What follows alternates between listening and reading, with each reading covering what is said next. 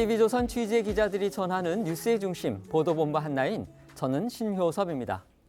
어제 국회 법사위에서는 민주당과 한동훈 법무부 장관이 또 정면 충돌했습니다. 양측은 서로에 대한 적대감과 악감정을 숨김없이 드러내면서 거친 말들을 주고받아서 한편의 막장 드라마를 보는 듯 했습니다. 일국의 국회의원이나 장관다운 예의나 품격은 찾기 어려웠습니다. 이미 여러 차례 한 장관에게 판정패했다는 평을 들은 야당은 어떻게든 한번 이겨보겠다며 온갖 무리수를 두었고요. 한 장관도 절대 이들에게 질 수 없다는 생각에 순간순간 평정심을 잃은 듯 보였습니다. 저작거리 싸움 구경으로 치부하면 흥미 만점이겠지만 대한민국 민의의 전당의 회의로서는 분명 정상적인 모습이 아니었습니다. 관련 영상 먼저 보고 어제 법사위 상황 첫 소식으로 전해드리겠습니다. 정권 차원의 무슨 주문이 있거나 하는 건지 아닌지 어이가 없고 기가 막힙니다. 또 하나 저의 형사 사건의 가해자인 위원님께서 형사가 저한테 이런 질문하는 것 자체가 이상하다고 생각합니다. 그런 식의 논법이라면 대기 가해자고 내가 피해자죠. 그런 식의 얘기를 함부로 하면 안 대기요? 되고요. 자, 백이라고 말씀하셨어요? 과거 검찰이 잘했습니까? 잘못했습니까? 이 사건과 관련해서 말씀을 하세요 그냥. 질문했으니까 답변하세요. 제가 위원님처럼 반말을 하진 않았죠. 그따위 태도를 보이면 제가 그따위라는 식의 말도 하지 않았고.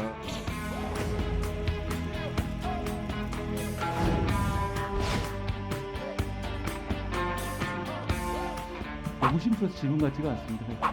그리고 진짜 꼼수라면 위장 탈당이라든가 회기 쪼개기 같은 그런 게 꼼수 아니겠습니까?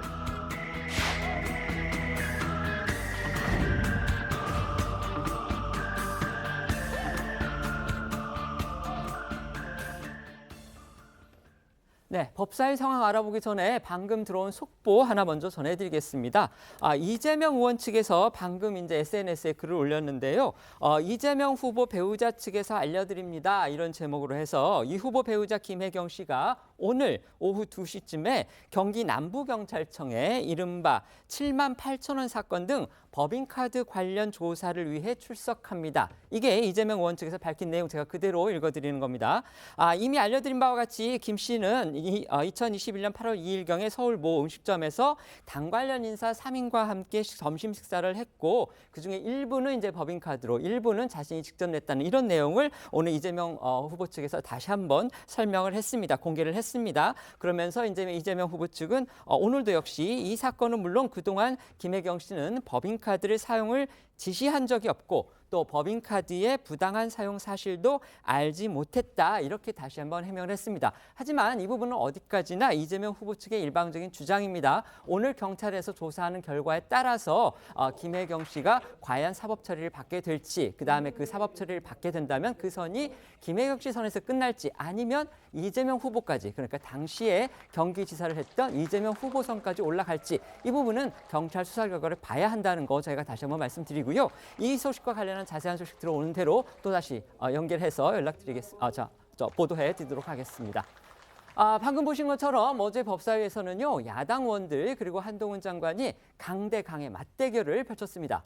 특히 민주당 최강욱 의원하고 한 장관의 설전이 종일 이어졌죠. 네, 어제도 저희도 잠시 전해드렸지만 어제 법사위에서는 한동훈 장관과 최강욱 의원이 시작부터 정면으로 맞붙었습니다. 국민의힘에서 이른바 채널A 사건으로 재판에 넘겨진 최 의원의 법사위원 활동이 부적절하다는 문제를 제기했고요. 이 과정에서부터 두 사람이 강하게 충돌한 겁니다. 한 장관의 태도를 지적하던 최 의원은 어딜 끼어드느냐 하며 목소리를 높였고요. 이에 한 장관도 이런 상황 때문에 이해 충돌 문제를 제기하는 거다라면서 물러서지 않았습니다. 영상 함께 보시죠. 현재 수사를 받고 있고 현재 재판을 받고 있는 그 의원이 법사위에 보임이 돼서 질의를 하고 질책을 하는 것이 과연 적절하냐? 누차 말씀드리지만 이쯤 되면 이제 무슨 개인적인 원한 감정이 있거나 정권 차원의 무슨 주문이 있거나 하는 건지 아닌지 어이가 없고 기가 막힙니다. 우리 법사위에 지금 피고인 저 한 명입니까? 그다음에 한동훈 장관과 저와의 개인적인 관계를 왜 법사위에서 이렇게 공식적인 자리에서 자꾸 부각시키는지는 모르겠는데 한동훈 장관과 저는 무슨 검사와 피해자를 우리가 만난 적이 있습니까? 제가 지휘한 사건으로 한동훈 장관의 기소되셨죠. 발언에 대해서 그리고 제가 피해자고 본인은 피해자라고 주장하지만 기소되셨잖아요. 내가 더 피해자라는 라고 보는 그러니까 이해 충돌이 있다는 않아요. 얘기입니다. 어디 끼어들어가지고 지금 신상 발언하는데 아니 지금 그런 태도를 바꾸란 지금 이런 말입니다. 상황이 문제가 되기 때문에 이해 충돌의 자, 문제를 제가 제기하는 그런 것이죠. 식의 얘기가 어디를 됐잖아요. 지금 이른바 채널A 사건에 연루된 당사자들이죠. 사실 최강욱 민주당 의원도 그렇고 한동훈 법무부 장관도 그렇습니다. 그런데 두 사람이 법사위의 위원 그리고 국무위원으로 만나게 되면서 이해충돌 문제가 지금 제기가 된 겁니다. 네, 앞서 한 장관은 채널의 이동재 전 기자와 함께 모기업 대표에게 유시민 전 노무현 재단 이사장 등 여권 인사들의 비리 폭로를 강요했다는 혐의로 수사를 받았지만 무혐의 처분을 받았고요. 최 의원은 재작년 4월 자신의 SNS에 이 전 기자가 해당 기업 대표에게 허위 진술을 강요했다는 내용의 글을 올려 명예훼손 혐의로 기소돼서 현재 재판을 받고 있습니다. 때문에 국민의힘에서는 최 의원이 한동훈 장관을 상대로 하는 질의가 적절한 건지를 문제를 제기했고 민주당에서는 소모적 논쟁일 뿐이라면서 최 의원을 옹호했는데요. 이에 한 장관은 발언 기회를 얻어 위원회에서 이해 충돌을 결정하는 건 국회 권한이고 결정에 따르겠다면서도 사실상의 피해자는 자신이고 가해자는 최강욱 의원이라고 강조하면서 거듭 날을 세웠습니다. 한 장관의 발언 들어보겠습니다. 채널A 관련한 부분은 이동재 기자가 하지 않은 말, 결국은 저를 타겟으로 한 얘기인데 유시민한테 돈 안 줬어도 돈 줬다고 말해라. 이런 얘기를 허위 사실을 조작해서 퍼뜨린 부분에 대해서 기소돼서 재판 받으시는 거고 그 사건의 사실상의 피해자는 접니다. 가해자는 최강욱 의원이시고요. 그런데 가해자가 법사위원회 위원의 자격을 이용해서 피해자에게 어떤 충돌적인 질문을 하는 것이 과연 국회법상의 이해충돌 규정에 허용하는 것인지 저는 명확하게 짚고 넘어가 주셨으면 좋겠다는 생각입니다.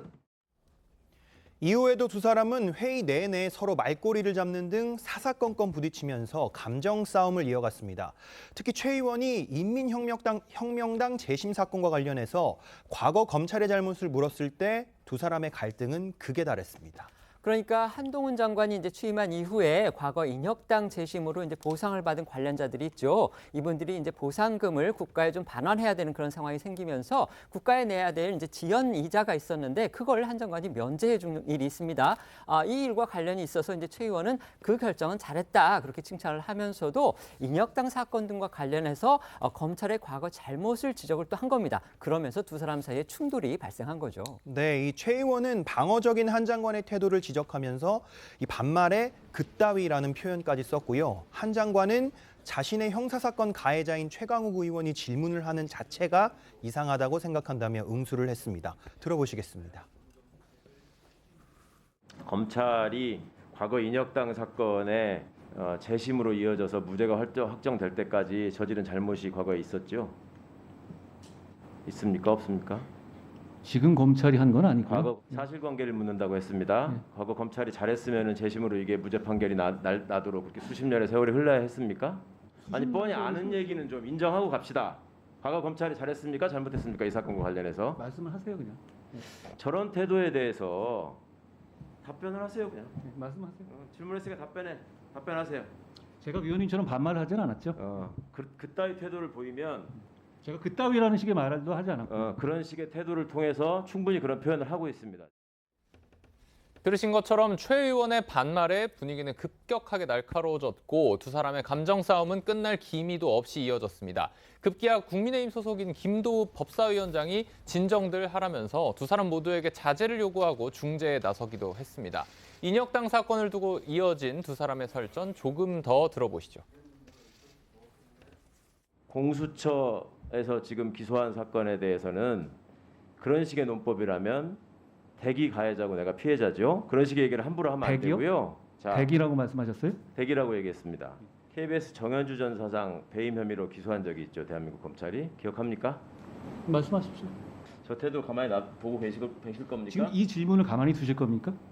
어디서 저런 태도를 지금 대한민국 입법기관이 국무위원에게 지금 과거 검찰의 업무에 대해 질문하는데 그런 태도를 보입니까? 저도 지금 국민으로서 일국의 장관인데요. 여기서 그렇게 지금 막말을 하십니까?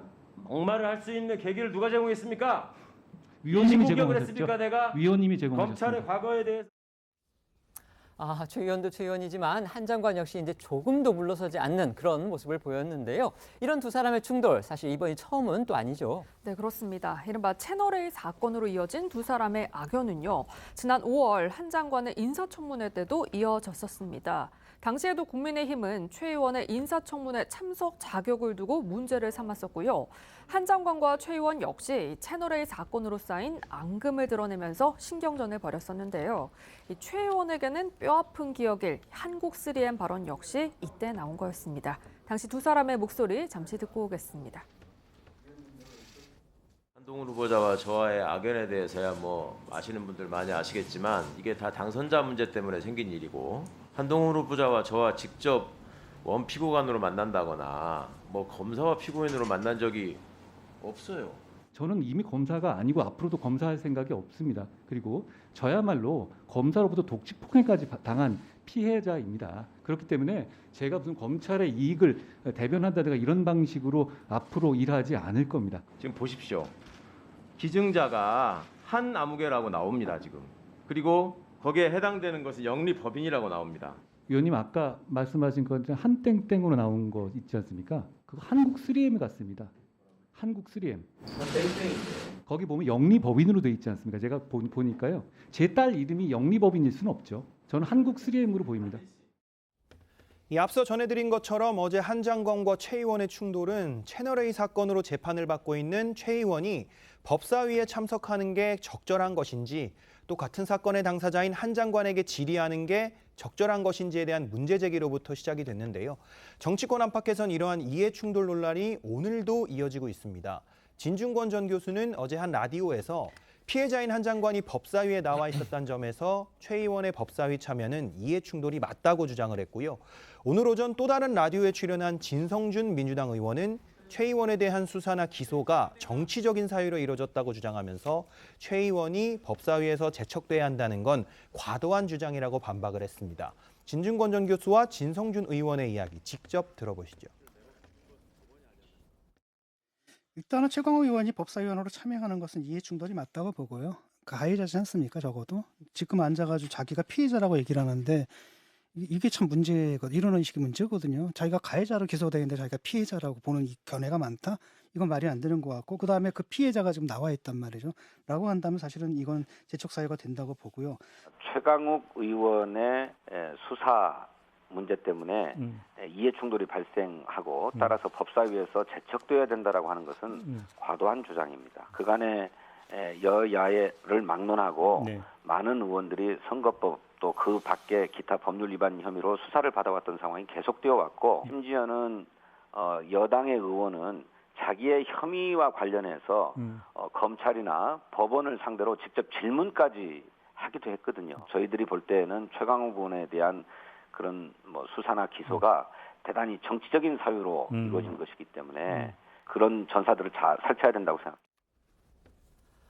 저희가 법사위 상황은 이제 계속 볼 거기 때문에요. 지금은 이제 이 부분을 패널들께 여쭤보려고 합니다. 그러니까 어제 법사위에서 지금 보신 것처럼 한동훈 법무부 장관, 그다음에 최강욱 민주당 의원이 이제 상당히 강하게 충돌을 했는데 그 초반에 붙었던 쟁점은 바로 이것이었습니다. 그러니까 이른바 채널A 사건 당사자로 지금 기소가 돼서 재판을 받고 있는 최강욱 의원이 국회 법사위원, 그러니까 법원, 그다음에 검찰을 모두 소관부처로 하고 있죠. 이 법사위원으로서 그다음에 수사를 담당하는 검찰을 지휘할 권한이 있는 법무부 장관한테 질의하는 게 과연 이해 충돌 소지가 있느냐, 이것이 쟁점이었습니다.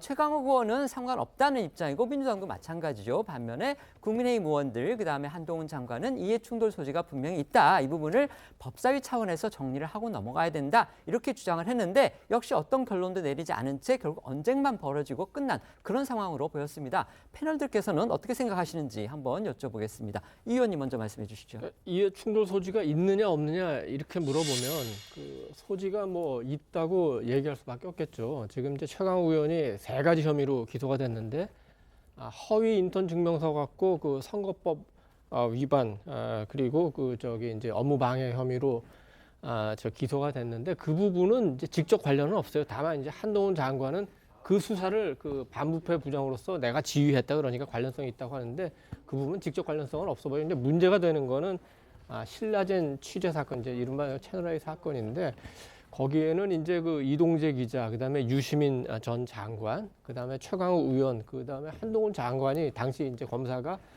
좀 밀접하게 그 연결이 돼 있습니다. 그리고 아까도 누가 피해자냐, 누가 가해자냐 하고 직접적인 이 문제를 거론하고 있기 때문에 이 부분은 조금 이해충돌 소지가 있다 이렇게 봐야 되겠죠. 사실은 2020년 4월에 그 최강욱 의원이 처음 그 국회의원이 됐을 때부터 직전 이제 공직기강 비서관이었습니다만 당시 관련해서 여러 가지 논란도 있었고 또 그 실제로 이제 그 기소되고 하는 부분도 있었기 때문에 조금 이해충돌이 아닌가 이 부분이 있었고, 다만 최 의원 주장대로 선거법 위반이라든지 아니면 다른 그 뭐 국회 선진화법 위반이라든지 이걸로 기소돼서 또 재판받는 다른 의원분들도 있었기 때문에 그때는 넘어갔습니다만 이렇게 장관과 의원이 설전을 주고받으면서 논란을 벌인다면 이건 분명히 이해충돌의 소지는 있는 거죠. 누가 잘했냐 못했냐 잘잘못을 떠나서 이해충돌의 소지는 있다고 봐야 된다고 생각합니다. 네, 평론가님은 어떻게 생각하세요? 저는 이제 유독 그 최강욱 의원과 관련해서는 상당히 사안이 좀 커지는 그런 경향이 있는 것 같습니다.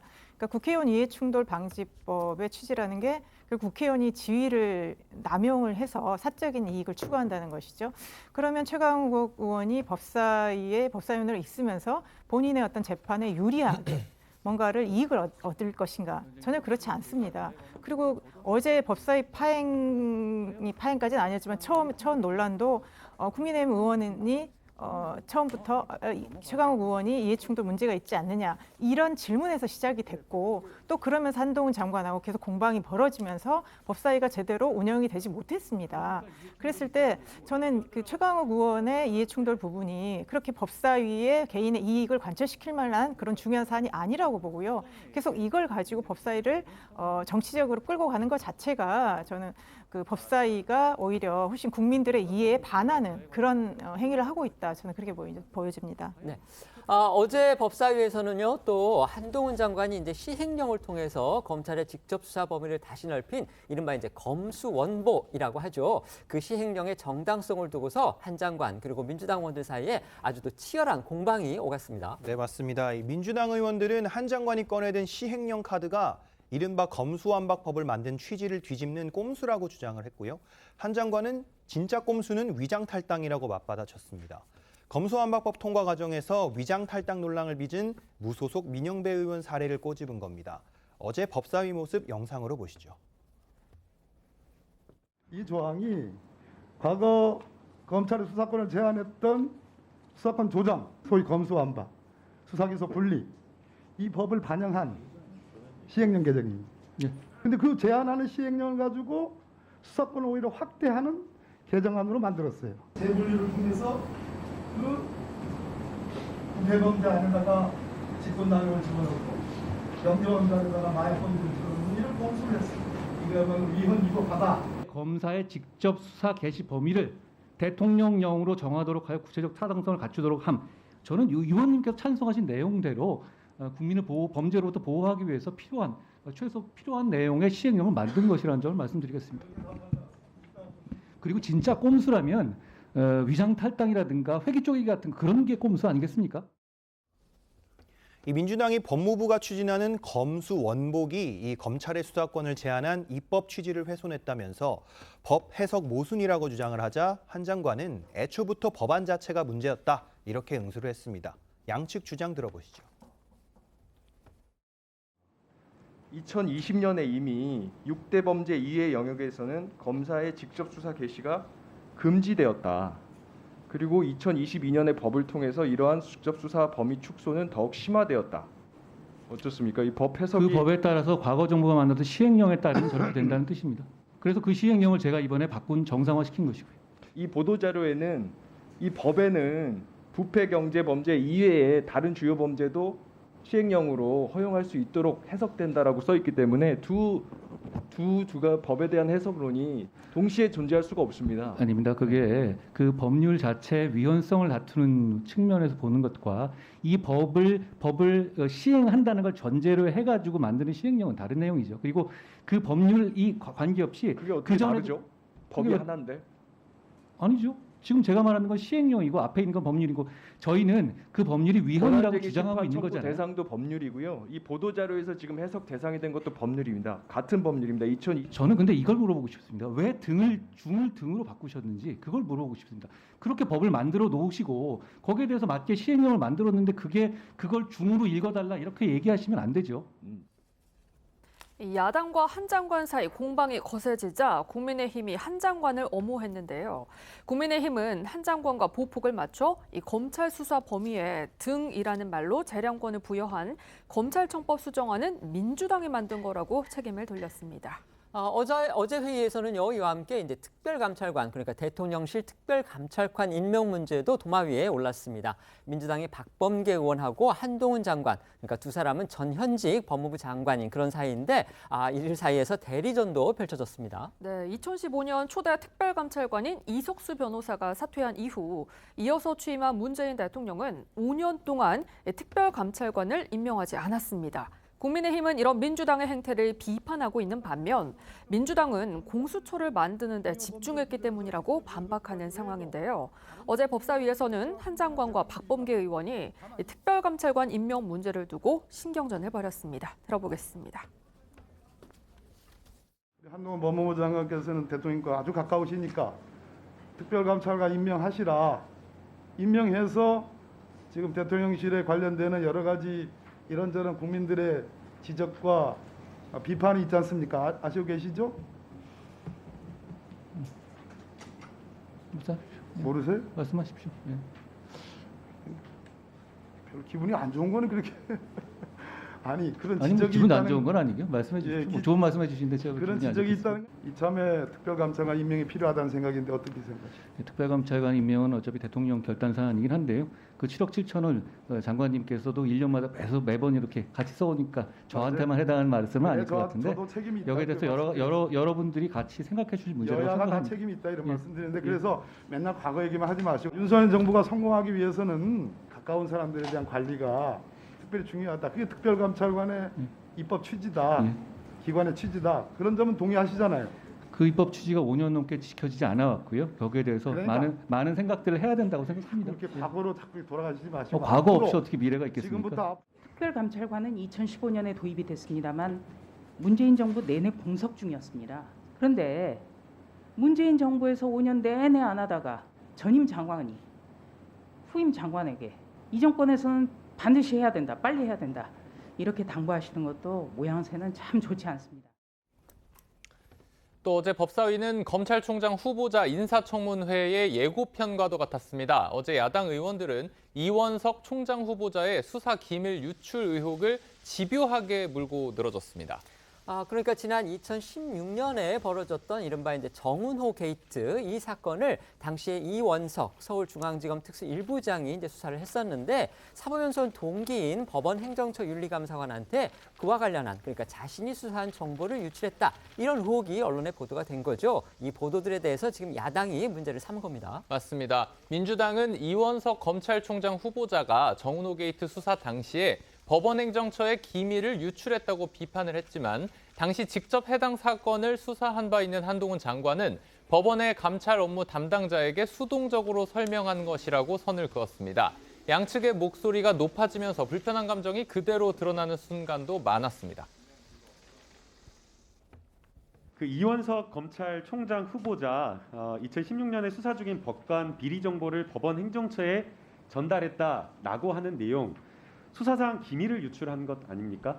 그 이슈가 불거져 나온 것이 제가 그 법원 행정처 사법행정권 남용 사건 수사하면서 이미 보도됐던 내용인데요.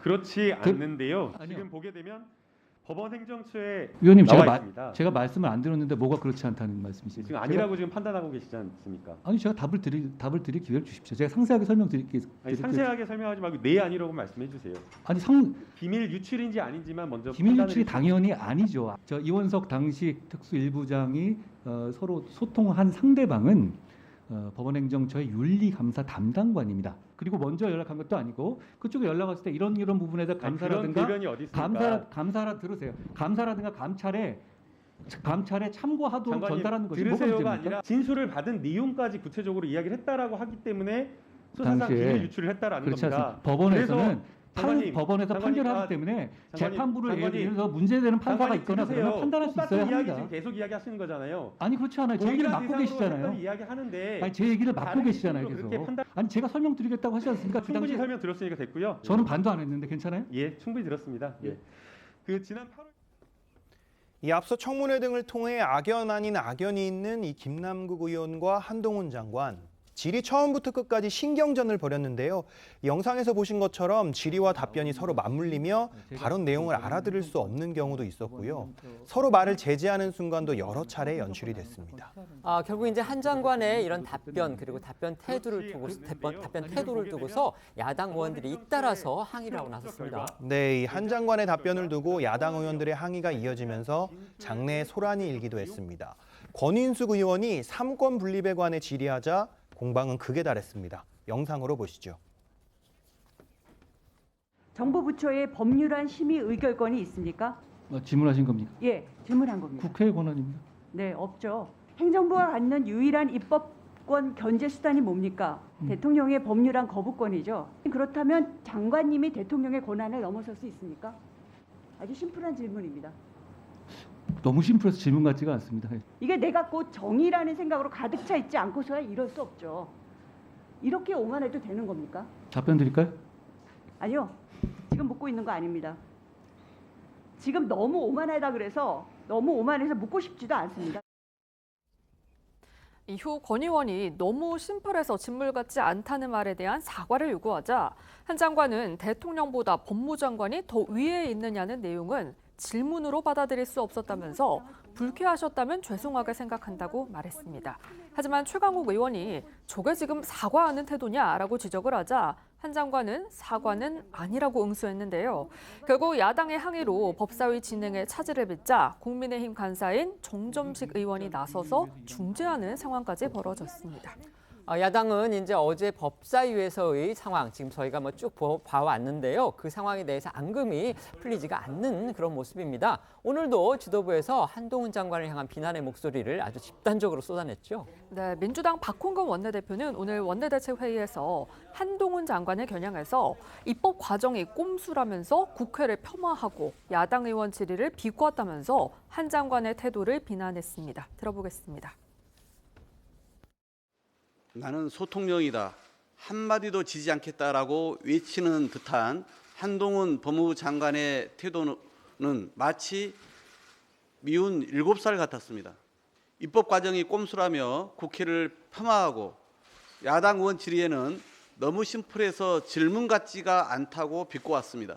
법사위원회 자격을 본인이 판관처럼 재단하고 정작 중요한 법무부 위법 시행령과 관련해선 자의적 해석만 반복 주장했습니다. 헌법재판소 권한쟁의 심판 청구 때와 위법 시행령 발표 당시 법무부 유권 해석이 이중잣대라는 지적엔 억지 답변만 내놨습니다. 국회 대정부 질문, 그에 앞선 인사청문회, 그다음에 국회 예결위, 하여튼 민주당이 아주 기회가 있을 때마다 한동훈 법무부 장관을 지금 거세게 몰아붙이고 있습니다. 하지만 지금 승패에 대한 평가는 또 엇갈리는 게 또 현실입니다. 민주당이 이럴수록 결국 한 장관의 책임만 키워주는 거 아니냐 이런 지적도 나오는데요. 평론가들께 의견 한번 여쭤보겠습니다. 먼저 말씀해 주시죠. 저는 어제 저걸 보면서 참 불편한데요. 민주당이 한동훈 장관을 밀어붙였다기보다 한동훈 장관이 거의 막 맹폭을 한 것 같은 그런 느낌이에요. 그래서 그래도 장관인데 그러면 행정부의 장관다운 모습이 보여야 되는데 꼭 무슨 법정의 검사 같습니다. 한 장관의 태도는 제가 또 여쭤보겠습니다. 예. 민주당의 의견 먼저 좀 말씀해 주세요. 네, 민주당의 어제 그 공세에 대해서. 그러니까요. 네네. 그래서 저는 그게 공세라니까 개인적인 공세는 아니거든요. 근데 한동훈 장관이 그렇게 답변을 함으로써 지금 우리가 언론을 통해서 보는 것이 법사위의 어떤 중요 현안 같은 것들이 전혀 국민들한테 나오지 않았습니다.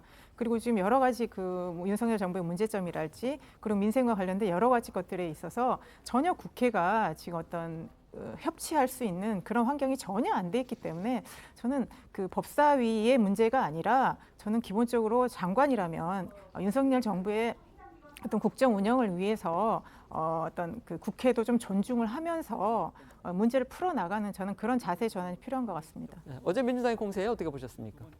그러니까 국회에서 이제 논쟁이 오갈 때 가장 중요한 거는 그 팩트인데 그 한동훈 장관은 아무래도 검사 출신이다 보니까 팩트를 굉장히 중시하고 강조하는 것 같아요. 그리고 늘 국회 나올 때는 좀 그 팩트 같은 거를 완벽하게 좀 준비를 해오는 것 같아요. 그리고 좀 죄송한 말이지만 우리 민주당 의원분들은 한동훈 장관만큼은 준비가 안 된 것 같아요. 예를 들면은 아까 이제 박범계 장관하고 한동훈 장관하고 이제 그 논쟁이 붙었을 때 부패 경제 범죄에 왜 그 저 다른 거 예를 들어 직권남용 이런 게 포함되느냐 이런 건데 그 UN 부패 협약에 따르면은 직권남용 직무유기도 부패 범죄에 해당됩니다, 공무원에. 그래서 이건 팩트에서 뭐 한동훈 장관이 맞는 거고. 그럼 왜 또 경제에다가 마약 사범을 넣느냐 하는데 지금 마약이 우리 마약 청정국 이제 벗어난 지가 오래입니다. 마약 사범의 경제 규모가 너무 커져가지고 이제는 경제 사범으로 그 분류할 정도가 됐고 특히 마약 사범 같은 강력 범죄에 대해서는 우리 많은 대다수의 국민이 검사들이 수사하기를 원합니다. 이런 그 팩트에 기반한 점에서 조금 민주당이 그 준비가 덜 돼 있고 그러다 보니까 왜 태도가 그래? 이런 그 논점을 이제 옆으로 이동하는데 그렇게 해가지고는 뭐 많은 국민들의 저 설득력 있는 지지를 뭐 받기는 뭐 어렵지 않나 이렇게 생각을 합니다. 아까 평론가님도 잠깐 말씀을 해주셨지만 어제 사실 한동훈 법무부 장관의 그 태도, 그러니까 민주당의 공세에 대해서 전혀 지지 않고 강대강으로 맞섰던 그런 태도, 그 다음에 일부 이제 야당 의원의 질문을 중간에 끼어들어서 그 다음에 얘기를 한다든지, 그 다음에 자신의 주장에 대해서 약간 강변하는 듯한 그런 태도를 보인 것, 이런 부분도 역시 또 논란이 되기도 했습니다. 어제 한동훈 장관의 그런 답변이라든지, 그 다음에 어떤 공방에서 오가던 그런 보여주셨던 태도에서 가장 아쉬운 부분 어떤 점이라고 생각하십니까? 그러니까 저는 그 이돈 의원님 말씀하신 거에서 그러니까 한동훈 장관의 태도가 그러니까 민주당이 준비가 안 돼서 그랬다라고 했는데 왜냐하면 민주당에서는 정확한 걸 물었습니다. 이 시행령 개정이 이러이러한 문제가 있다. 국회는 국민들을 대신해서 그를 질문을 하는 겁니다. 그렇기 때문에 이거를 문제 제기하는 국민들이 많습니다. 그러면 이렇게 하나하나 정말 법 전문가고 이게 똑똑한 분이면 하나하나 설명을 해주면 되는데 결국은 항상 답은 이렇습니다. 그 의원님들이 뭐 개정안 뜻에 맞춰서 한 거 아닙니까? 그러면 왜 등을 등으로 바꿨습니까? 이런 식의 답변을 하기 때문에 이거는 태도의 문제도 있지만 결국은 법사위가 제대로 역할을 할 수 있는 질문을 할 수 있는 걸 원천은 봉쇄하고 있습니다. 그렇기 때문에 저는 태도의 문제가 아닌 더 심각한 저는 문제라고 보고 있고요. 아까 권희숙 의원 질문의 답변은 굉장히 모욕적입니다. 그렇지 않습니까? 우리 마치 학교 다닐 때 선생님한테 질문을 했는데 뭐 이런 걸 질문이라고 하느냐라고 그 면박을 받은 그런 느낌입니다. 그렇기 때문에 저는 한동훈 장관이 본인이 어떤 옳은 것을 얘기하는 방식도 중요하지만 지나치게 지금 국회에서 의원들의 어떤 발언권이나 국민을 대신해서 물어보는 것들에 대해서 너무 좀 무시하고 있다. 이런 점은 굉장히 심각하고요. 저는 태도가 좀 바뀌어야 되겠다. 그렇게 보입니다.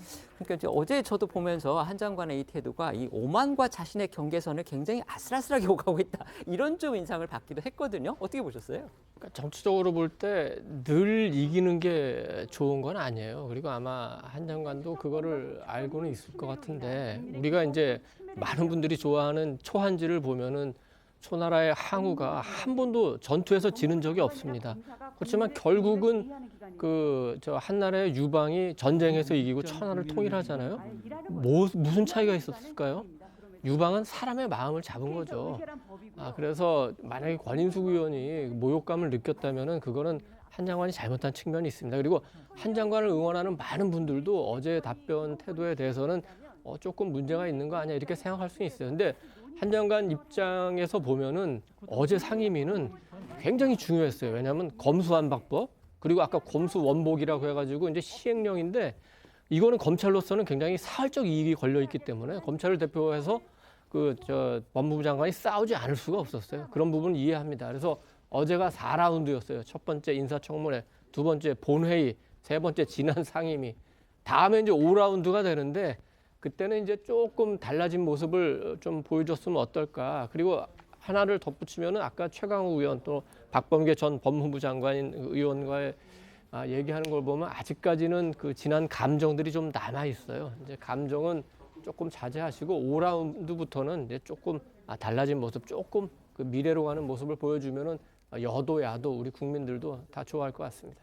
네, 한편 국회 운영위 회의가 오늘 오전 10시부터 시작이 됐는데요. 국회 운영위 전체 회의는 21대 후반기 국회 들어서 처음입니다. 오전에는 인권위 업무 보고가 있었고 대통령실 보고는 오후에 진행될 예정인데요. 김대기 비서실장과 김성한 국가안보실장 등이 출석할 예정입니다. 결국 대통령실 상대로 해서 과연 야당 의원들이 또 어떤 부분을 문제 삼을지 그 부분이 이제 주목이 되는데 어떤 것들이 쟁점이 될까요? 야당은 이 대통령 관저 공사 수주 의혹과 대통령실 사적 채용 의혹 등에 대해서 집중 공세를 펼칠 것으로 예상이 됩니다. 앞서서 민주당은 이런 의혹을 국회 차원에서 검증하자면서 이 국정조사 요구서를 국회에 제출을 했고요. 국민의힘은 지금은 수해복구와 민생경제에 힘써야 할 때라고 맞받았습니다. 오늘 회의에서는 탈북어민 북송과 서해 공무원 피격 사건, 월성 원전 의혹 수사도 쟁점이 될 전망입니다. 지금 8월 임시국회가 열리고 있습니다. 그래서 국회 상임위가 이제 잇따라서 연일 열리고 있는데 결국 이제 중요한 사안은 사실 이제 지난해 예산 결산 심사입니다. 하지만 지금 나라 안팎으로 여러 가지 현안들이 많죠. 특히 경제 문제가 지금 심각합니다. 우리 경제에 울리는 비상 경고음이 아주 심상치가 않은데요. 특히 이제 원달러 환율이 어제 13년 만에 최고치를 기록한 데 이어서 오늘도 오전 한때 연고점을 경신하는 등 지금 위험 경보를 계속 울리고 있습니다. 네, 그렇습니다. 오늘 원달러 환율은 전거래일보다 2원 오른 1341.8에 출발하면서 3거래일 연속 연고점을 기록했습니다. 이는 지난 2009년 4월 이후 13년 4개월 만에 최고치로 금융위기 이후 달러 값이 가장 비싸진 겁니다. 치솟는 환율에 수입 물가가 폭등하고 금융시장에서는 외국계 자본이 대거 빠져나가는 그런 사태에 대한 우려가 커졌고요. 당장 면세점에는 손님 발길이 뚝 끊겼다고 합니다. 면세점을 찾은 시민의 목소리와 경제 전문가 목소리 이어서 듣겠습니다. 립스틱 같은 경우에도 차이가 거의 안 나요. 비교해보면은 이제 환율이 너무 많이 뛰었기 때문에 소비하는데 조금 계산하게 되죠. 우리나라 통화가치 하락 압력은 계속될 가능성이 높은 것으로 생각됩니다. 환율 안정을 위한 정부의 보다 종합적인 대응 방안 역시 함께 필요할 것으로. 네, 들으신 대로 이런 강달러 기조가 당분간 더 이어질 거란 전망이 우세하다는 게 더 큰 우려를 낳고 있는데요. 미국 중앙은행 격인 연방준비제도가 추가적인 돈줄 재개에 나설 전망인데다 이 중국과 유럽의 경기 둔화와 무역 수지 적자 기조가 연일 달러 강세와 이에 따른 환율 상승세를 부추기고 있는 상황입니다. 환율이 이렇게 심상치 않은 조짐을 보이니까요. 우리 정부에서는 오늘 윤석열 대통령이 직접 나서서 우려를 나타냈습니다. 대통령이 직접 시장에 구두 개입했다. 이런 해석도 가능하겠습니다. 네, 그렇습니다. 윤 대통령은 오늘 출근길에 국민이 급등한 환율에 대해 많은 걱정을 하고 계실 것 같다며 환율 문제를 꺼내들었습니다. 윤 대통령 목소리 먼저 들어보겠습니다. 달러 강세와 원화 약세의 통화 상황이 우리 시장에 부정적인 영향을 미치지 않도록 비상경제 대책 회의 등을 통해서 리스크 관리를 잘 해 나가겠습니다. 지금 우리 경제의 대외적인 재무 건전성에는 큰 문제가 없지만 이것이 수입 물가를 상승시키고 국제 수지를 악화해서 우리 시장에 부정적인 영향을 미칠 수가 있기 때문에 이 부분들을 국민들이 불안해하시지 않도록 잘 관리를 해 나가겠습니다.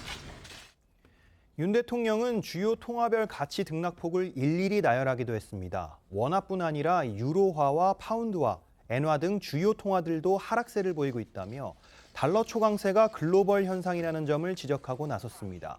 또 국민이 불안해하지 않도록 잘 관리해 나갈 것이라면서도 우리 경제의 대외적인 재무 건전성에는 큰 문제가 없다고 강조했습니다. 이런 윤 대통령의 발언이 나온 지 30분이 채 지나지 않아 외환 당국 역시 원달러 환율 상승 과정에서 역외 등을 중심으로 한 투기적 요인이 있는지에 대해 면밀히 점검해 나갈 것이라고 밝힌 것도 주목이 되는데요. 외환 당국이 공식적으로 구두 개입에 나선 건 지난 6월 이후 2달여 만으로 지나치게 빠른 원달러 환율 상승세를 제어할 필요가 있다고 판단한 것으로 보입니다. 아까 잠깐 영상으로 보셨지만 윤석열 대통령 이제 오늘 아침 출근길에 이른바 도어 스태핑을 했습니다. 그런데 이전 도어 스태핑하고 조금 달라진 점이 또 있다는 기사가 나왔습니다. 윤석열 대통령이 이제 기자들의 질문 전에 먼저 그 오늘 생각하는 현안에 대해서 입장을 밝히는 거, 그거는 이제 며칠 전부터 좀 달라진 거였죠. 그런데 오늘은요, 대통령이 한 두세 가지의 의제에 대해서 먼저 입장을 표명을 하고 기자들 질문을 받았는데 대변인, 강인선 대변인이 직접 그 기자 질문을 갖다 지정을 해서 했다고 합니다. 과거에는 대통령이 그냥 무작위로 질문을 받고 답변을 했거든요. 그러면서 대통령실에서 이제 배경 설명을 하기로는 뭔가 대통령이 너무 질문이 한꺼번에 쏟아지니까 혼란스럽더라 이렇게 얘기를 했기 때문에 대변인이 이제부터는 질문자 기자를 갖다가 지정하는 식으로 그렇게 하기로 했다고 합니다. 아마 도어 스태핑도 계속 뭔가 변화를 도모하는 그런 상황으로 보입니다. 우리나라 경제에 또 다른 중요한 축이 있죠. 바로 부동산입니다. 윤 대통령 국토교통부가 최근에 이제 부동산 대책을 발표를 하면서 1기 신도시 재개편 공약을 파기했다 이런 이제 논란이 휩싸이니까 국토부를 공개적으로 질책한 사실, 그게 또 알려졌습니다. 네, 앞서 국토부는 새 정부의 첫 부동산 정책을 발표하면서 수도권 1기 신도시 재정비를 올해 하반기 연구 용역을 거쳐서 2024년에 재정비 마스터 플랜을 수립해서 추진하겠다 이렇게 발표했었는데요. 이러니까 1기 신도시 일부 주민들과 민주당을 중심으로 윤석열 대통령이 1기 신도시 재정비를 신속하게 하겠다는 그렇게 말을 했었던 대선 공약을 파기했다는 비판이 나왔습니다. 그런 비판이 나오니까 대통령실하고 그다음에 국토부가 또 나서서 이거 공약 파기는 사실 아닙니다. 정부의 계획은 오히려 종전 재정비 일정보다 시기를 앞당기는 겁니다. 이렇게 반박을 했지만 좀처럼 논란이 가라앉질 않았죠. 네, 그러자 윤 대통령은 어제 국무회의에서 정부가 주택 정책을 발표했지만 국민에게 전달되는 과정에서 신뢰를 얻지 못한 부분이 있었다고 지적했습니다. 특히 1기 신도시 마스터 플랜도 예전 같으면 5년 정도 걸리는 사안을 최대한 단축한 건데 이런 부분이 국민들에게 제대로 설명되지 못했다면서 국가의 주요 정책을 발표할 때는 정부 시각이 아닌 국민 시각에서 판단해달라고 강조했다고 합니다. 윤석열 정부가 역점을 두고 추진하고 있는 부동산 관련 정책 중에는 이것도 있습니다. 바로 1주택 종부세 부담 완화안입니다.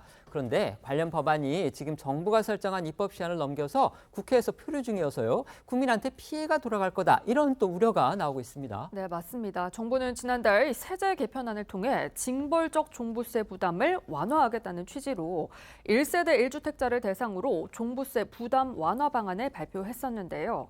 이를 시행하기 위해선 관련 법이 개정돼야 하는데 이 해당 법안을 다룰 국회 기획재정위원회가 소위 구성도 하지 못한 채 사실상 멈추면서 기재부와 국세청 등 관련 부처가 발을 구르는 실정이라고 합니다. 아까 저희 기자가 이제 소위 구성도 못했다 이렇게 말씀을 드렸는데 어떤 얘기냐면요. 여야가 서로 이제 그 기재위 안에서 조세 소위를 구성을 해서 이 세법 개정안 이런 문제를 다뤄야 하는데 그 위원장 자리를 서로 갖겠다고 다투면서 지금 소위 구성을 못하고 있고요. 이것에 따라서 지금 기재위도 개정 휴업 상태에 있다. 바로 이런 지적인 겁니다. 네, 국세청은 일찌감치 대상자를 가려내고 또 세액을 계산한 뒤 안내문을 보내기 위해서 이달 20일까지는 관련법 처리가 이루어져야 한다. 이렇게 촉구를 했는데 현재로서는 입법 데드라인도 이미 넘긴 상태입니다. 결국 법 개정안이 통과되지 못한 상황에서 종부세 고지서가 발송될 경우 개인이 이제 오는 12월 직접 고지 내용을 수정할 수 있지만 이럴 경우에 개별 납세자의 행정 부담이 늘어날 수밖에 없고요.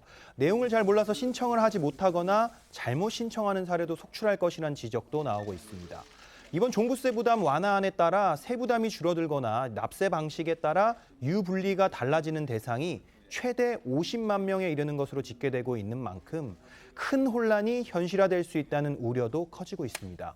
이에 추경호 부총리는 어제 국회를 찾아 기획재정위원회 야당 간사를 직접 만나서 종부세 특례 법안 통과가 꼭 필요하다는 정부 입장을 설명을 했고 협조를 요청한 것으로도 알려졌습니다.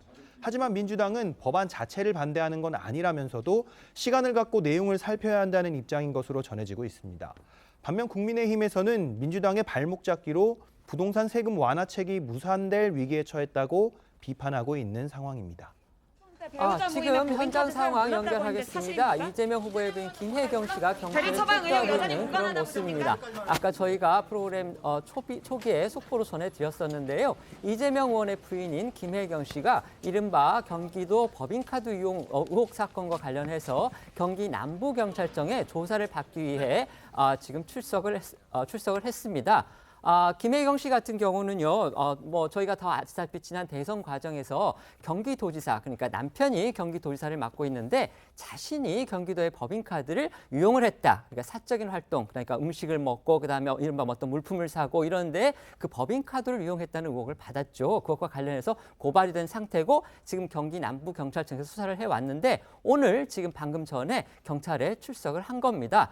이 사실은 이재명 후보 측에서 먼저 공개를 해서 그게 알려졌는데요. 경찰 측에서는 확인을 해주지 않았다고 합니다. 그런데 이재명 후보 측이 공개한 2시보다 조금 앞서서 지금 시간이 1시 45분인데 약 15분가량 앞서서 김혜경 씨가 경찰에 출석하는 모습 방금 보여드렸습니다. 김혜경 씨 모습 저희가 보여드린 김에 패널들한테 이번 그 출석음이 어떻게 봐야 될지 한번 여쭤보겠습니다. 이 의원님 먼저 말씀해 주시죠. 한 2주 전이죠. 경찰이 이제 소환을 요청했을 때 그 이재명 그 의원 측에서 먼저 공개를 했죠. 경찰 수사에 성실하게 협조하겠다. 그런데 계속 소환이 이루어지지 않으니까 많은 국민들이 생각하기 아니 말로는 뭐 협조하겠다고 하더니 실제로는 수사를 방해하는 거 아니야? 이런 여론도 있었는데 내부 사정을 보면 뭐 변호사를 찾기 어려웠다든지 뭐 사정이 있었던 것 같은데 어쨌든 오늘 출석을 했고 왜 빠른 그 출석이 필요하냐면 선거법 위반하고 이제 횡령 등 그 여러 가지 혐의가 있는데 선거법 위반은 9월 9일이 공소시효입니다. 그래서 그 전에 경찰이 수사를 해서 검찰에 송치를 해야지 검찰에서 기소 여부를 결정하고 또 그와 관련해서 이재명 의원에 대한 수사를 할 것인가 말 것인가 그 부분을 결정해야 되기 때문에 지금도 사실은 굉장히 늦었습니다. 이제 서둘러서 경찰이 수사해서 김혜경 씨에 대한 처분 여부를 결정하고 그다음에 이제 이재명 의원에 대해서 어떻게 할지 이 부분을 결정해야 될 것 같습니다. 네. 경찰에서 김혜경 씨가 구체적으로 어떤 조사를 받을지는 저희가 사실 아직 알 수는 없습니다. 그런데 이재명 후보 측에서 그중에 일단을 갖다 밝힌 적이 있고요. 오늘도 사실 그 부분을 공개를 했습니다. 어떤 내용이냐면 아마 경찰이 이재명 후보 측한테 이게 소환 통보를 하면서 이거를 조사할까라고 대표적인 사례를 아마 밝힌 것으로 그렇게 추론이 되는데 어떤 거냐면 2021년 8월 2일 날 아까 잠깐 말씀드렸지만 서울모 음식점에서 당 관련 인사 3명과 함께 김혜경 씨가 식사를 했다고 합니다. 그런데 이때 김혜경 씨는 본인이 먹은 음식값은 본인이 제시를 했지만 다른 사람들의 먹은 그런 음식값은 바로 김혜경 씨의 그 수행 비서로 알려진 배모 사무관이 있었죠. 그분이 경기도의 법인카드를 통해서 결제를 했다. 이런 의혹이 제기된 겁니다. 그래서 경찰도 아마 이 사건을 우선적으로 조사를 해야 되겠다. 그러니 경찰에 나와달라. 이렇게 김혜경 씨한테 소환 통보를 한 것 같고요. 이 부분에 대해서 이재명 후보 측은 김혜경 씨는 계속 자신이 쓴 비용에 대해서는 선거 자금에 관한 부분이기 때문에 절대적으로 법인카드를 사용한 적이 없고 그다음에 그 배모 전 사무관이 쓴 부분도 김혜경 씨가 지시를 했다거나 아니면 김혜경 씨가 사후에라도 그 사실을 안 적이 없기 때문에 김혜경 씨는 전혀 법인카드 유용 것과 관련해서 범죄 사실이 없다. 이렇게 지금 주장을 하고 있다는 거 저희가 다시 한번 말씀을 드리겠습니다. 또 평론가님 먼저 말씀해 주시죠. 또 말씀해 주시죠. 예, 그러니까 이번에 이 출두와 관련해서는 지난번에도 그랬습니다. 이재명 의원 측에서 먼저 이제 공개를 했습니다. 경찰에서 출석하라는 통지를 받았다. 그리고 이 문제에 대해서 전혀 정당하게 절차를 밟았고 문제가 없다라는 걸 얘기했고요. 오늘 또 이제 경찰 출석을 앞두고 자세하게 설명을 했습니다. 그래서 이른바 이제 7만 8천 원 사건이라고 규정을 한 거죠.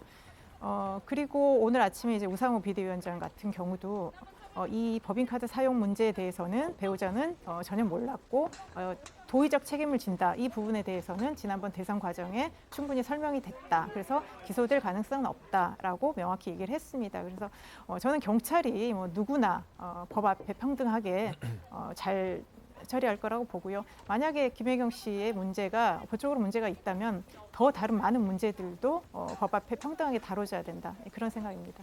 지금 이제 평론가께서 말씀을 하셨으니까 제가 여쭤보겠습니다. 우상호 비대위원장이 오늘 이재명 후보 같은 경우, 그다음에 이재명 후보의 부인인 김혜경 씨 같은 경우에 도의적 책임은 있지만 법적 책임을 질 부분은 없다. 이렇게 아주 자신을 했어요. 근데 그게 정말 확실한 얘기라고 생각을 하십니까?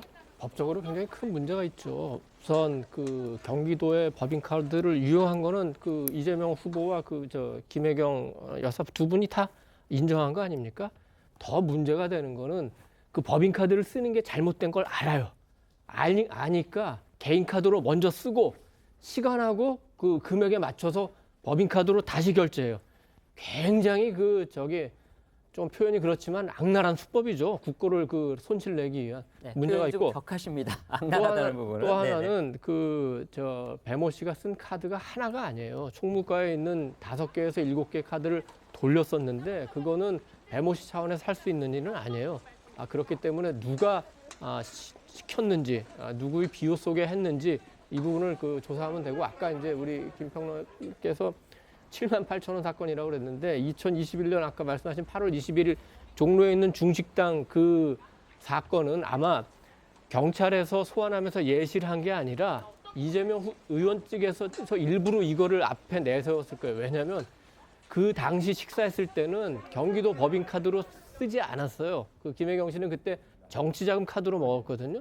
그렇기 때문에 자기는 그 법인카드에서 자유롭다 이걸 강조하기 위해서 이걸 내세웠을 텐데 지금 경찰이 혐의를 두는 내용은 78,000원이 아니라 5억 5천만 원이에요. 그러니까 3억 3천만 원은 배모 씨가 공무원으로 임용돼서 김혜경 씨의 개인적으로 그 사적인 일을 했기 때문에 그거는 국고 손실이다. 그리고 지금 카드로 유용하고 이런 부분을 최고 2억 2천만 원까지도 보는 거거든요. 그래서 이건 단순히 무슨 살짝 그 법과 각거치기 이런 측면도 굉장히 중요하지만 국고 손실죄, 특히 공무원이 국고 손실죄에 걸리면 굉장히 중형을 받게 됩니다. 이런 걸 어떻게 도덕적인 문제로만 볼 수 있겠어요. 물론 도덕적으로도 굉장히 문제가 크지만 법적으로도 역시 문제가 크다고 봅니다. 네, 지금 말씀해 주신 그 액수 부분은 이제 확인된 사실이 아니고요. 경찰의 수사나 이런 부분을 통해서 좀 더 확인이 돼야 될 그런 부분이라는 거 다시 한번 말씀을 드리고요. 반론 한번 해주시죠. 그러니까 이제 지금 어쨌든 이제 경찰이 오늘 이제 출두 소환했기 때문에 김혜경 씨가 이제 충분히 소명을 할 것이고요. 그리고 그 어떤 국고 손실 부분은 또 다른 어떤 개인들이 또 고발한 사안입니다. 그래서 그거는 그대로 또 별건으로 처리하면 되는 거고요. 이 지금 이 법인카드와 관련해서 그 앞서서 예단하면서 이 전체가 다 문제가 있었다. 여기에 이재명 의원과 김혜경 씨가 적극적으로 개입했다. 이렇게 단정을 하고 할 수 있는 건 아닌 것 같습니다. 그래서 경찰이 이 문제와 관련해서 이전부터 계속 소환을 하겠다, 수사를 하겠다 했기 때문에 일단 경찰의 수사 결과를 지켜보는 것이 타당한 것 같습니다. 네, 말씀해 주신 대로 경찰의 수사 결과 저희가 지켜보도록 그렇게 하겠습니다. 다시 대통령실 관련 소식으로 다시 알아보겠습니다. 윤 대통령은 최근에 이제 오늘 출근길 도어 스태핑에서 최근 수원의 한 다세대 주택에서 숨진 채 발견된 이른바 세모녀 사건과 관련해서도 언급을 했습니다. 그러면서 취약계층에 대한 복지 다시 한번 강조했죠.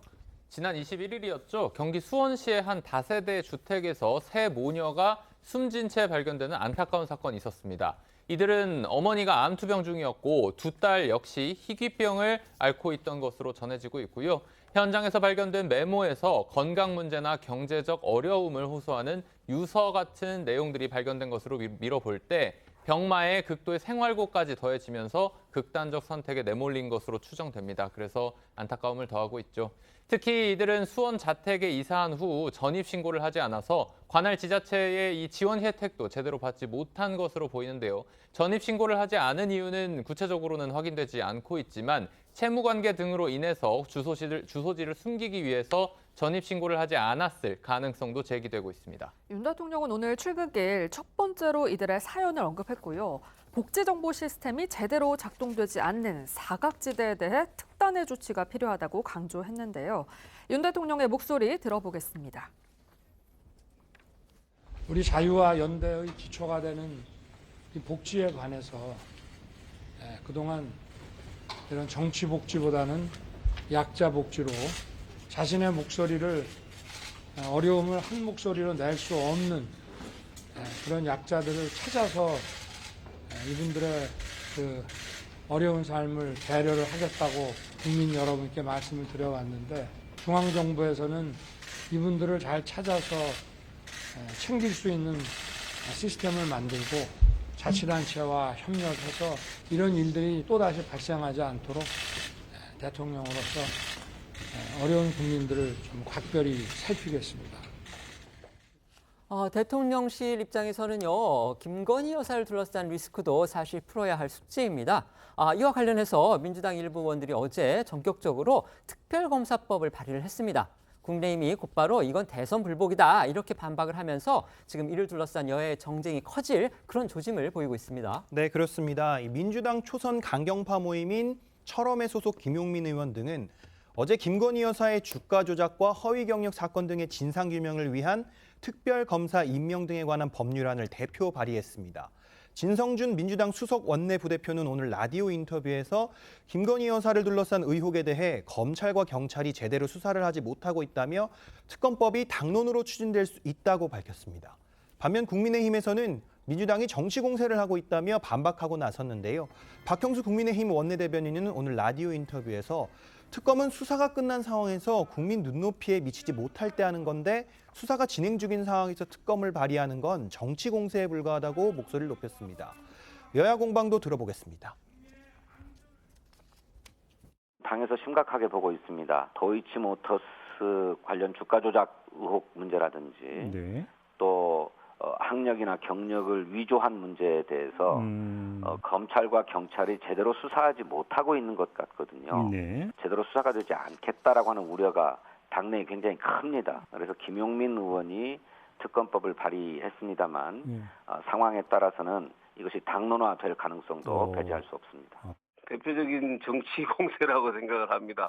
보통 특검에 대한 것은 수사가 끝난 상황에서 이게 국민들의 어떤 눈높이에 미치지 못할 때 이럴 때 특검을 하는 거 아니겠습니까? 네네. 근데 이 수사가 진행 중인 상황을 미리 대비를 해서 이미 먼저 선제적으로 이게 특검을 발의해 놓은 것 같은데 그래서 정치 공세라고 저희들은 생각하는 겁니다. 근데 이제 신구 정권의 충돌도 여전합니다. 윤석열 대통령이 취임과 함께 이제 국민에게 돌려준다는 이런 차원에서 개방한 청와대에서 패션 화보를 이제 유명 패션 잡지가 촬영을 했는데 그 사진들이 공개가 됐습니다. 그런데 이것을 두고서 탁현민 전 청와대 의전비서관이 아주 맹비난을 하고 나섰습니다. 맞습니다. 앞서 한 패션 잡지는 문화재청과 협업해서 청와대 본관과 영빈관, 상춘제, 녹지원 등에서 이 패션 화보를 촬영을 했는데요. 대중에게도 잘 알려진 모델 한혜진 씨를 비롯해 다수의 모델들이 참여를 했습니다.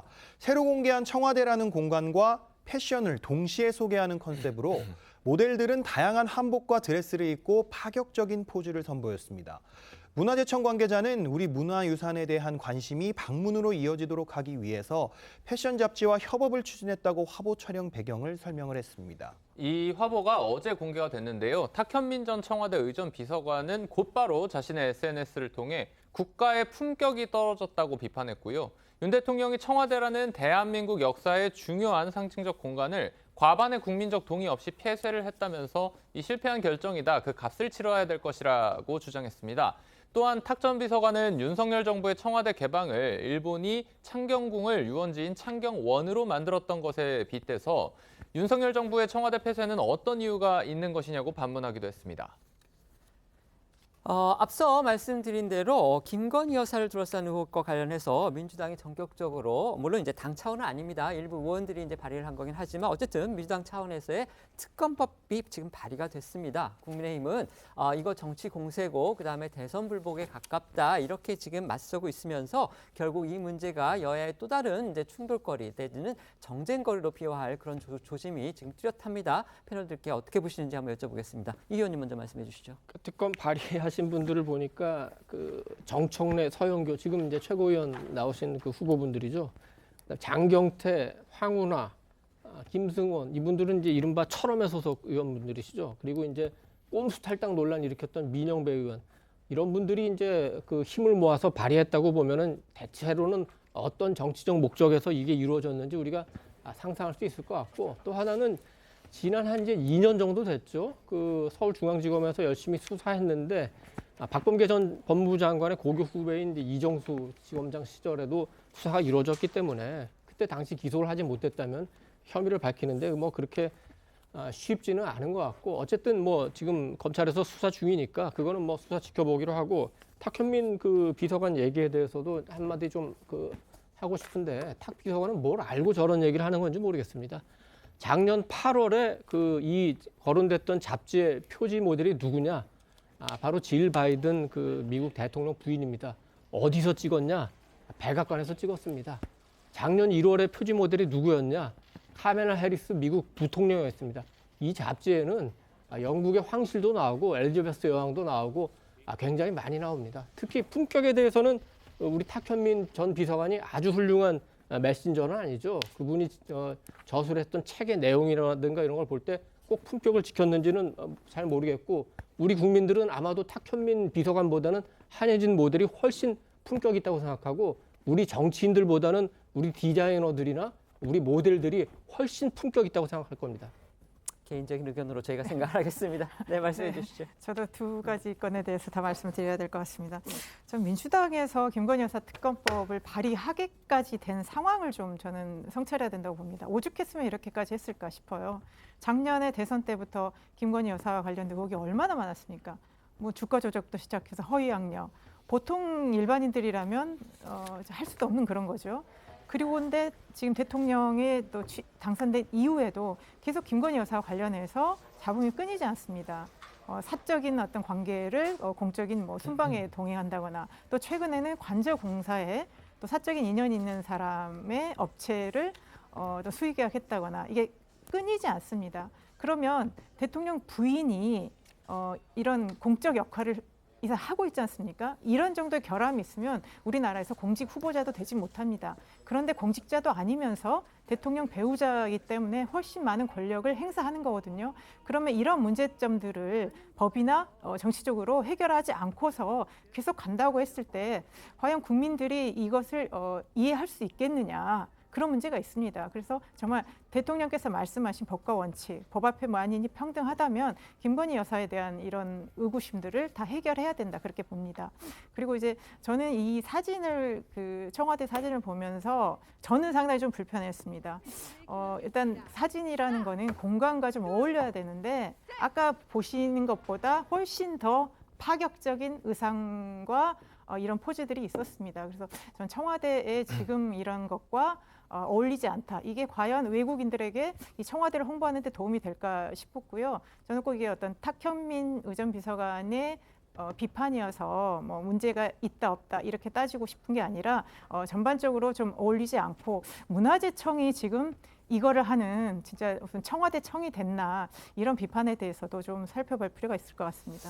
이제 여야의 상황도 살펴보겠습니다. 국민의힘 이준석 전 대표가 윤석열 대통령에 대해서 연일 강도 높은 비판을 하고 있는데요. 오늘은 이 전 대표가 비대위 효력정지 가처분 심판을 심리 중인 법원에 자필 탄원서를 냈다는 사실이 뒤늦게 알려졌습니다. 그런데 여기에서 윤석열 대통령을 신군부회까지 비유했다는 이런 지금 보도가 나온 겁니다. 이 탄원서 얘기는 잠시 뒤에 자세히 알아보기로 하고요. 우선 이 전 대표의 방송 출연 발언들부터 소개해 주시죠. 이준석 전 대표 연일 라디오와 방송 등에 출연을 하면서 윤 대통령과 소위 윤핵관들을 향해서 공세 퍼붓고 있죠. 주변에서도 자제하라면서 만류하는 분위기가 있지만 이 전 대표는 아랑곳하지 않고 YTN과 MBN 방송에 어제 저녁에 연달아 출연하면서 비판을 이어갔습니다. YTN에 먼저 출연한 이 전 대표, 비대위 출범에 대한 효력정지 가처분 신청과 관련해서 만약 가처분 신청이 인용된다면 상당한 분들이 책임을 져야 될 것이다. 인용이 된다면 당내 민주주의가 지켜지지 않았다는 것이라면서요. 옷 벗고 나가고 다 책임져야 된다라고 말을 했습니다. 여기서 상당한 분들과 이 옷 벗고 나가서 책임져야 된다라는 것은 이 윤핵관을 겨냥한 것으로 해석이 됩니다. 이 전 대표는 MBN에 출연해서는요. 자신이 처한 상황을 영화로 표현해서 윤 대통령을 겨냥했는데요. 이 전 대표는 당대표 복귀기를 열어주겠다고 하면 어떻겠나 이런 질문에 영화 글래디에이터를 거론하면서 결국 검투사가 대중의 인기를 받게 되고 그 인기를 잠재우기 위해 황제 본인이 직접 검투사와 싸울 수밖에 없는 상황이 된다면서 그런데 황제가 자신감이 없으니까 경기가 시작되기 전 옆구리를 칼로 푹 찌르고 시작한다라고 말했는데요. 이 글래디에이터는 로마 황제 총애를 받았던 검투사 막시무스의 복수를 다룬 영화입니다. 이 전 대표는 본인을 막시무스에, 윤 대통령을 황제 코모두스에 빗댄 것으로 해석되는 부분입니다. 이준석 전 대표가 앞장서고 또 그를 지지하는 청년 정치인들이 가세를 하면서 이것에 반대하는 여권 내 다른 청년 세대 정치인들하고의 갈등도 지금 계속 고조되고 있어요. 네, 이 전 대표를 비판하는 대표적인 청년 정치인 장해찬 청년재단 이사장입니다. 장 이사장은 지난주 기자회견을 연 데 이어 어제도 SNS에 올린 글에서 이 전 대표가 아침 라디오에서 사실과 다른 주장을 해서 유감이라며 사적인 감정을 근거로 팩트를 놓치는 모습을 보니 이 전 대표의 초조함이 느껴져 많이 안타깝다고 주장을 했는데요. 먼저 장해찬 이사가 말한 이 전 대표의 주장이 무엇인지 듣고 오겠습니다. 장례찬 이사장이 저도 개인적으로 친분 있고 해서 그렇죠. 뭐 참 말을 아끼지만 안타까운 게 이런 말도 했어요. 무슨 뭐 김병민 그 위원장 같은 경우에는 뭐 김종인계라 가지고 좀 불이익이 본 거 아니냐. 뭐 그게 당연하다는 식으로 이야기했는데 네. 세상에 김종인계 따로 있고 이준석계 따로 있고 본인은 또 친윤계래요. 그거 처음 이제 언급한 게 장례찬 이사장이거든요. 아마 앞으로 그 언급을 처음 하고 그런 구분을 만들어낸 것에 대해 가지고 굉장히 큰 책임을 져야 될 겁니다. 이와 관련해 장 이사장은 최근 방송에서 정권 교체를 위해 끝까지 헌신한 김병민 위원장을 언급한 적이 없다며 아마 이 전 대표는 강성 팬덤이 짜집기한 일방적 주장을 토대로 삼은 것 같다고 했고 그러면서 이래서 우리도 강성 팬덤과 결별해야 한다고 말씀드린 것이라고 했습니다.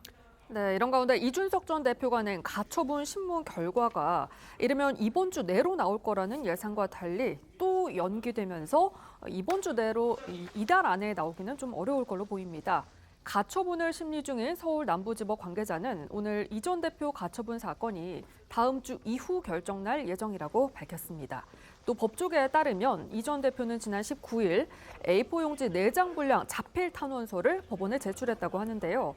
이 전 대표는 그들이 주도한 당내 권력 쟁탈 시도가 법원의 판단으로 바로 잡힌다고 하더라도 면을 상하지 않도록 어떤 절대자가 그들에게 면책 특권을 부여한 거라고 생각한다. 이렇게 주장했다고 하는데요. 그러면서 윤 대통령을 신군부에 비교하기도 했고요. 윤핵관으로부터 경찰 수사 정리 회유도 받았다고 주장했다고 합니다.